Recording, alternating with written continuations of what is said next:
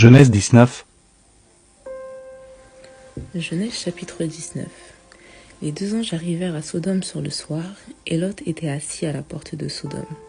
Quand Lot les vit, il se leva pour aller au-devant d'eux, et il se prosterna la face contre terre.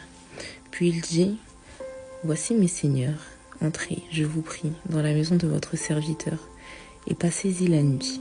Lavez-vous les pieds, vous vous lèverez de bon matin, et vous poursuivrez votre route. » « Non, répondirent-ils, nous passerons la nuit dans la rue. » Mais Lot les pressa tellement qu'ils vinrent chez lui et entrèrent dans sa maison. Il leur donna un festin et fit cuire des pains sans levain, et ils mangèrent. Ils n'étaient pas encore couchés que les gens de la ville, les gens de Sodome, entourèrent la maison. Depuis les enfants jusqu'aux vieillards, toute la population était accourue. Ils appelèrent Lot et lui dirent, « Où sont les hommes qui sont entrés chez toi cette nuit ? Fais-les sortir vers nous, pour que nous les connaissions. » Lot sortit vers eux à l'entrée de la maison et fermait la porte derrière lui. Et il dit, « Mes frères, je vous prie, ne faites pas le mal. Voici, j'ai 2 filles qui n'ont point connu d'homme. Je vous les amènerai dehors, et vous leur ferez ce qu'il vous plaira. Seulement, ne faites rien à ces hommes, puisqu'ils sont venus à l'ombre de mon toit. » Ils dirent, « Retire-toi. » Ils dirent encore, « Ceci est venu comme un étranger, et il veut faire le juge. Eh bien, nous te ferons pis qu'à eux. » Et pressant Lot avec violence, ils s'avancèrent pour briser la porte. Les hommes étendirent la main, firent entrer Lot vers eux dans la maison et fermèrent la porte. Et ils frappèrent d'aveuglement les gens qui étaient à l'entrée de la maison, depuis le petit jusqu'au plus grand, de sorte qu'ils se donnèrent une peine inutile pour trouver la porte. Les hommes dirent à Lot, « Qui as-tu encore ici ? Gendre, fils et filles, et tout ce qui t'appartient dans la ville, fais-les sortir de ce lieu. Car nous allons détruire ce lieu, parce que le cri contre ses habitants est grand devant l'Éternel. L'Éternel nous a envoyés pour le détruire. » Lot sortit et parla à ses gendres qui avaient pris ses filles. « Levez-vous, dit-il, sortez de ce lieu, car l'Éternel va détruire la ville. » Mais, aux yeux de ses gendres, il parut plaisanter.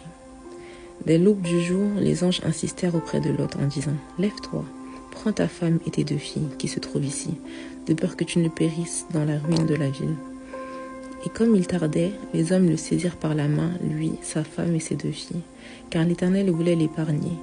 Ils l'emmenèrent et le laissèrent hors de la ville.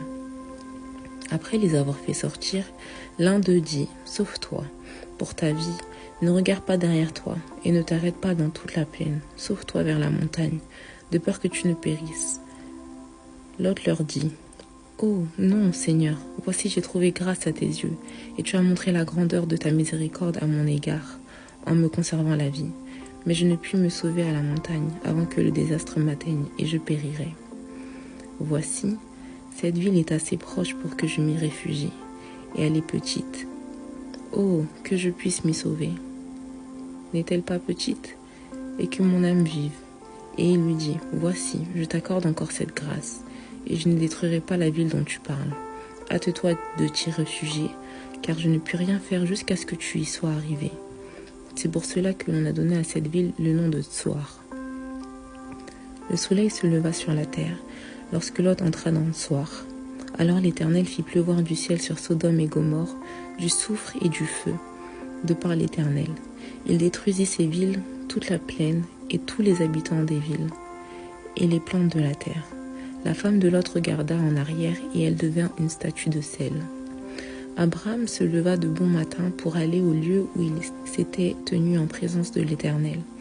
Il apporta ses regards du côté de Sodome et de Gomorrhe, et sur tout le territoire de la plaine. Et voici, il vit s'élever de la terre une fumée, comme la fumée d'une fournaise.